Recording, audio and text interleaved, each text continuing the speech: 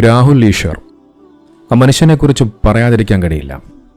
എന്തൊരു മനുഷ്യനാണ് അദ്ദേഹം. ഓരോ വിഷയത്തെക്കുറിച്ചും അദ്ദേഹം ആഴത്തിൽ പഠിച്ചു മനസ്സിലാക്കിയാണ് അദ്ദേഹം പല കാര്യങ്ങളും പലപ്പോഴും സംസാരിക്കാറുള്ളത്. അതോടൊപ്പം എല്ലാ ദൈവങ്ങളെയും എല്ലാ മതങ്ങളെയും ഒരുപോലെ ആദരിക്കുകയും ബഹുമാനിക്കുകയും ചെയ്യുന്ന നല്ലൊരു മനുഷ്യൻ. പലപ്പോഴും നിഷ്പക്ഷമായിക്കൊണ്ടാണ് അദ്ദേഹം പല കാര്യങ്ങളും സംസാരിക്കുന്നത്. ആരെയും വെറുപ്പിക്കാതെ എല്ലാവരെയും സ്നേഹിക്കുന്ന നല്ലൊരു മനുഷ്യൻ. ആ മനുഷ്യന്റെ അറിവ്, അദ്ദേഹത്തിന്റെ വിജ്ഞാനം പറഞ്ഞറിയിക്കാൻ സാധിക്കില്ല. നമുക്കറിയാം, ഇക്കഴിഞ്ഞ കുറെ കാലങ്ങളായി നോക്കിക്കഴിഞ്ഞാൽ അദ്ദേഹം എക്സ് മുസ്ലിമിനോടൊക്കെ പല സംവാദങ്ങളിലൊക്കെ ഏർപ്പെടുന്നുണ്ട്. ആദ്യം ആരിഫ് ഹുസൈൻ എന്ന് പറയുന്ന ഒരു എക്സ് മുസ്ലിമുമായി ബന്ധപ്പെട്ടുകൊണ്ട് അദ്ദേഹം ഒരു സംവാദം നടത്തി. അതിൽ അദ്ദേഹം മികച്ചൊരു പ്രകടനമായിരുന്നു കാഴ്ചവെച്ചത്. രണ്ടാമതായി 2 ദിവസങ്ങൾക്ക് മുമ്പ് അദ്ദേഹം ലിയാഖത്ത് അലി എന്ന് പറയുന്ന മറ്റൊരു എക്സ് മുസ്ലിമുമായി അദ്ദേഹം ഒരു സംവാദം നടത്തി. അതിലും മികച്ച പ്രകടനമായിരുന്നു അദ്ദേഹം കാഴ്ചവെച്ചത്.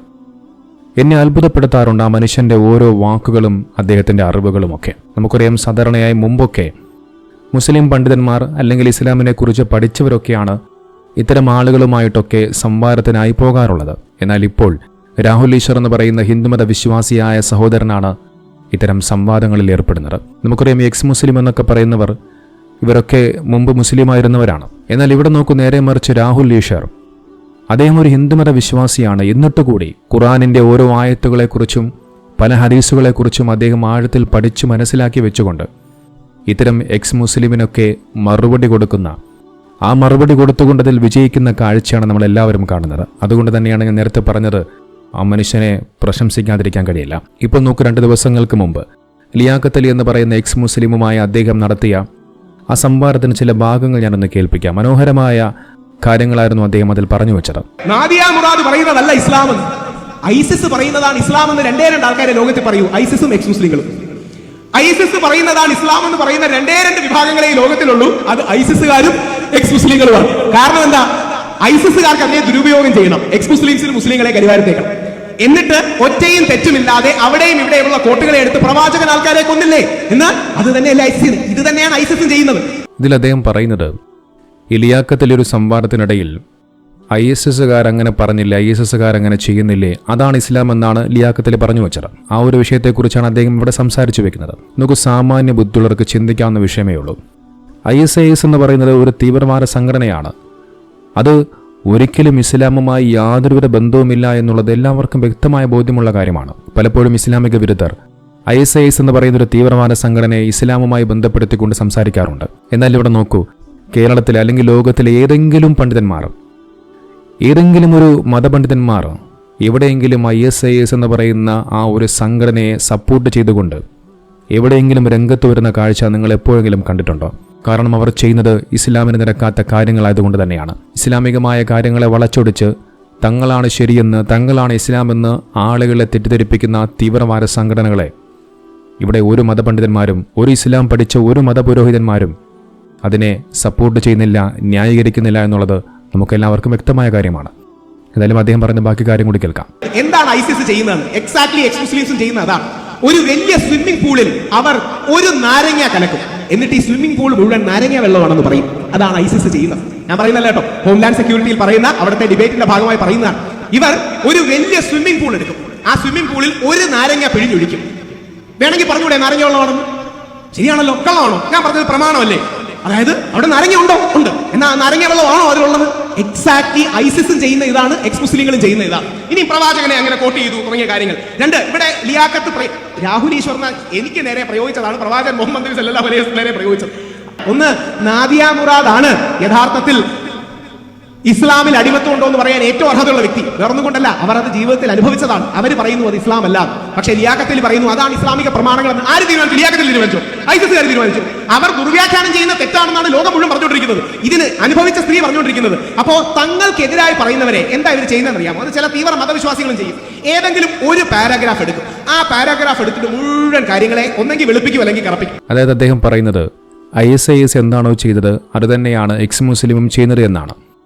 സത്യം പറഞ്ഞു കഴിഞ്ഞാൽ അത് 100% ശരിയാണ്. കാരണം ISIS എന്ന് പറയുന്ന തീവ്രവാദ സംഘടന ആളുകളെ കൊല ചെയ്യുന്നു, ആളുകളെ കഴുത്തറുത്ത് കൊലപ്പെടുത്തുന്നു. എന്നിട്ട് അവർ അതിനെ ന്യായീകരിക്കാൻ വേണ്ടി പറയുന്നത് ഖുർആനിക വാക്യങ്ങളും ഹദീസുകളും മറ്റുമൊക്കെയാണ്. എന്നാൽ അതേ സംഭവം തന്നെയാണ് എക്സ് മുസ്ലിമും ഇത്തരത്തിലുള്ള യുക്തിവാദികളും ഒക്കെ ചെയ്തുകൊണ്ടിരിക്കുന്നത്. ഖുർആനിലെ ആയത്തുകളെയും ഹദീസുകളെയും വളച്ചൊടിച്ച് അതിനെ തെറ്റായി വ്യാഖ്യാനിച്ച് ഇസ്ലാം എന്നുള്ളത് ഒരു തീവ്രവാദത്തിൻ്റെയും അതൊരു വർഗീയതയുടെയും മതമാക്കി മാറ്റാൻ ഇത്തരം ആളുകൾ ശ്രമിച്ചുകൊണ്ടിരിക്കുകയാണ്. എന്തായാലും അദ്ദേഹം പറയുന്ന ബാക്കി കാര്യം കൂടി കേൾക്കാം. ഇപ്പൊ ഞങ്ങൾ ഹിന്ദുക്കളിൽ ഞങ്ങളോട് ജാതീയത ചോദിച്ചാൽ ഞങ്ങളുടെ ആൾക്കാർ പറയും ലോകാ സമസ്ത സുഖിനോ ഭവന്തു എന്ന് പഠിപ്പിക്കുന്ന ഏക മതം നമ്മളാണ്. കഴിഞ്ഞ നൂറ്റാണ്ട് വരെ നമ്മുടെ അമ്പലങ്ങളുടെ ഫ്രണ്ടി വരാൻ അവകാശം 90% ആൾക്കാർക്ക് ഇല്ലായിരുന്നു. ലോകാ സമസ്ത സുഖിനോ ഭവന്തു എന്നുള്ളത് സത്യമാണ്, വലിയ തത്വമായിട്ട് പറഞ്ഞിട്ടുണ്ട്. പ്രായോഗിക തലത്തിൽ ഞങ്ങൾ പരാജയപ്പെട്ടു. അതാണ് സ്വാമി വിവേകാനന്ദൻ അടക്കമുള്ളവർ ചെയ്തത്. അതുകൊണ്ട് സ്വാമി വിവേകാനന്ദന്റെ പോയിന്റ് ഇവിടെ വെച്ച് തന്നെ പൊളിക്കാം. വെറുതെ ഗ്രേറ്റ് ടീച്ചേഴ്സ് ഓഫ് ദി വേൾഡിലേക്ക് പോകുക, മുഴുവൻ വായിക്കുക. ഇനി നിങ്ങൾക്ക് കോട്ട് വായിക്കാനാണെങ്കിൽ അറ്റ്ലീസ്റ്റ് എന്താണ് അതിന്റെ കോണ്ടെക്സ്റ്റ് എങ്കിലും നോക്കുക. 4 വലിയ ടീച്ചർമാരെ കുറിച്ച് പറയുന്നു. അങ്ങനെ 4 വലിയ ടീച്ചർമാരെ കുറിച്ച് പറയുമ്പോൾ സ്വാമി വിവേകാനന്ദൻ പറയുമോ പ്രവാചകൻ മുഹമ്മദ് വാൾ വെച്ച് ലോകത്തിലെ എല്ലാവരെയും കൊന്നാണ്? ഇത് പലപ്പോഴും തീവ്ര വലതുപക്ഷക്കാര് ഈ വിവേകാനന്ദനെ ആഴത്തിൽ അറിയാത്തവരെ പറ്റിക്കാൻ ഒരു വാക്ക് മാത്രം എടുത്ത്, അത് ഇദ്ദേഹം ആണെന്നല്ല പറഞ്ഞോ, ഞങ്ങളിലെ ഹിന്ദുത്വത്തിലെ തീവ്ര ഹിന്ദു വലതുപക്ഷക്കാര് അങ്ങനെ കോട്ട് ചെയ്ത് കൊടുക്കുന്നത്. അപ്പോ ലെമണെ അല്ലെങ്കിൽ ഒരു സ്വിമ്മിംഗ് പൂളിൽ നാരങ്ങ കലക്കി അതിനെ നാരങ്ങ വെള്ളം എന്ന് വിളിക്കുന്ന ജോലിയാണ് ഐസിസും എക്സ് മുസ്ലിംസും ചെയ്യുന്നത്. ഏതായാലും മനോഹരമായ ഒരു സംവാദമായിരുന്നു അത്. മികച്ചൊരു പ്രകടനം രാഹുൽ ഈശ്വറിന് കാഴ്ചവെക്കാൻ സാധിച്ചു. ഞാൻ പറഞ്ഞല്ലോ, അദ്ദേഹം ഒരു മുസ്ലിം അല്ല, അദ്ദേഹം ഒരു ഹിന്ദുമത വിശ്വാസിയായ ഒരു മനുഷ്യനായിരുന്നിട്ട് കൂടി അദ്ദേഹം ഇതിനുവേണ്ടി ചെയ്യുന്ന പ്രവർത്തനങ്ങൾ നിങ്ങൾ ആദ്യം മനസ്സിലാക്കേണ്ട കാര്യം, അദ്ദേഹം മുസ്ലിമിന് വേണ്ടിയാണോ അല്ലെങ്കിൽ ഇസ്ലാമിന് വേണ്ടിയാണ് ഇത്തരം കാര്യങ്ങൾ സംവാദത്തിൽ ഏർപ്പെടുന്നത് എന്ന് പറയുന്നതിനേക്കാൾ ഉപരി അദ്ദേഹം സത്യത്തിന് വേണ്ടി സംസാരിക്കുന്നു, സത്യത്തിന് വേണ്ടി നിലകൊള്ളുന്നു എന്ന് തന്നെ പറയേണ്ടതാണ് ഏറ്റവും ഉചിതമായ ഒരു കാര്യം. അദ്ദേഹം സത്യത്തിന് വേണ്ടി നിലകൊള്ളുകയാണ്. ഇസ്ലാം എന്നുള്ളത് ഇത്തരം ആളുകൾ പറയുന്നതുപോലെയല്ല, അതൊരു തീവ്രവാദത്തിൻ്റെ മതമല്ല. അത് പഠിച്ചാൽ അതിലെ സഹിഷ്ണുതയും സ്നേഹവും മനസ്സിലാക്കാൻ സാധിക്കുമെന്നുള്ള ആ ഒരു സന്ദേശം ആ മനുഷ്യൻ പറഞ്ഞു കൊടുക്കുകയാണ്. ഇതാണ് യഥാർത്ഥത്തിൽ രാഹുൽ ഈശ്വർ ചെയ്യുന്നത്. ഏതായാലും രാഹുൽ ഈശ്വറിൻ്റെ ഇത്തരം പ്രവർത്തനങ്ങൾ കണ്ടുകൊണ്ട് ഓരോ മനുഷ്യരും സത്യം മനസ്സിലാക്കുന്നു എന്നുള്ള കാര്യം കൂടി തിരിച്ചറിയേണ്ടതുണ്ട്. ഏകദേശം കുറച്ച് മണിക്കൂറുകൾക്ക് മുമ്പ് രാഹുൽ ഈശ്വർ അദ്ദേഹം ഒരു വീഡിയോ അപ്ലോഡ് ചെയ്യുകയുണ്ടായി. ലിയാഖത്ത് അലിയുമായി നടത്തിയ ഈ ഒരു സംവാദത്തുമായി ബന്ധപ്പെട്ടുകൊണ്ട് രാഹുൽ ഈശ്വറിനെ ഒരു മനുഷ്യൻ വിളിക്കുകയാണ്. ഒരു എക്സ് മുസ്ലിമായ ഒരു മനുഷ്യൻ ഇദ്ദേഹത്തിൻ്റെ ആ ഒരു സംവാദം കണ്ടുകൊണ്ട് അദ്ദേഹത്തെ ഫോൺ വിളിച്ചിട്ട് പറയുകയാണ്, ഞാൻ ഇസ്ലാമിലേക്ക് തിരിച്ചു വരുന്നു, എനിക്കൊരു മുസ്ലിമായി മാറണമെന്നുള്ള ആഗ്രഹം പ്രകടിപ്പിച്ചുകൊണ്ട് അദ്ദേഹത്തോട് സംസാരിക്കുന്ന ഒരു ഫോൺ സംഭാഷണമൊക്കെ അദ്ദേഹം പുറത്തുവിട്ടിരുന്നു. അതിനെക്കുറിച്ച് അദ്ദേഹം പറയുന്ന കുറച്ച് കാര്യങ്ങൾ കേൾക്കാം. എക്സ് മുസ്ലിമിൽ നിന്ന് മുസ്ലിമിലേക്ക് എന്നെ ഒരു സഹോദരൻ ഈ പരിപാടി കഴിഞ്ഞിറങ്ങിയപ്പം വിളിച്ചു. ഫോണിലാണ് വിളിക്കുകയുണ്ടായത്. നിങ്ങളുടെ സംസാരം കേൾക്കുമ്പോൾ എനിക്ക് ഈമാൻ തിരിച്ചു വരുന്നു എന്ന് തോന്നുന്നു, അല്ലെങ്കിൽ വിശ്വാസം തിരിച്ചു വരുന്നു എന്ന് തോന്നുന്നു. ഞാനതൊരു അനുഗ്രഹമായിട്ടാണ് എടുക്കുന്നത്. ഓക്കെ, ഈ പരിപാടിക്ക് പങ്കെടുത്ത് ഞാൻ ഇറങ്ങുമ്പോൾ ഈ സുഹൃത്ത് എന്നെ വിളിച്ചിട്ട് പറഞ്ഞു, എന്റെ ലിയാഖത്തുമായിട്ടുള്ള ഡിബേറ്റ് കണ്ടു, എനിക്കങ്ങനെ ഈമാനിലേക്ക് തിരിച്ചു പോകണമെന്ന് ആഗ്രഹമുണ്ട്. അതിന് ശേഷമാണ് ഞാൻ റെക്കോർഡ് ചെയ്ത് തുടങ്ങിയത്. അദ്ദേഹത്തോടുള്ള കോൺവെർസേഷനാണ് കൊടുക്കുന്നത്. ഇൻഷാ അല്ലാഹ് അദ്ദേഹത്തിന് അതേപോലെ ഇസ്ലാം മത വിശ്വാസത്തിലേക്ക് തിരിച്ചു പോകാൻ കഴിയട്ടെ. ഞങ്ങളടക്കമുള്ള ഏത് വിശ്വാസികൾക്കും തെറ്റുകൾ പറ്റിയിട്ടുണ്ടെങ്കിൽ ചൂണ്ടിക്കാണിച്ച് അത് പരിഹരിക്കാനും അത് കുറെ കൂടെ വിമലീകരിക്കാനും കുറെ കൂടെ ശുദ്ധീകരിക്കാനും, അങ്ങനെ ഇരുമ്പിൽ തുരുമ്പുണ്ടെങ്കിൽ ആ തുരുമ്പ് മാറ്റി ആ ഇരുമ്പിന്റെ സംശുദ്ധി നിലനിർത്താനും കഴിയട്ടെ. പ്രാർത്ഥന. നോക്ക്, എത്ര സഹിഷ്ണുതയോടുകൂടി എത്ര സ്നേഹത്തോടു കൂടിയാണ് അദ്ദേഹം ഓരോ കാര്യങ്ങളും പറഞ്ഞു വയ്ക്കുന്നത്. അദ്ദേഹം ഇതുമായി ബന്ധപ്പെട്ടുള്ള ഫോൺ സംഭാഷണമൊക്കെ അദ്ദേഹത്തിൻ്റെ ചാനൽ ചെന്ന് കഴിഞ്ഞാൽ കാണാൻ സാധിക്കും.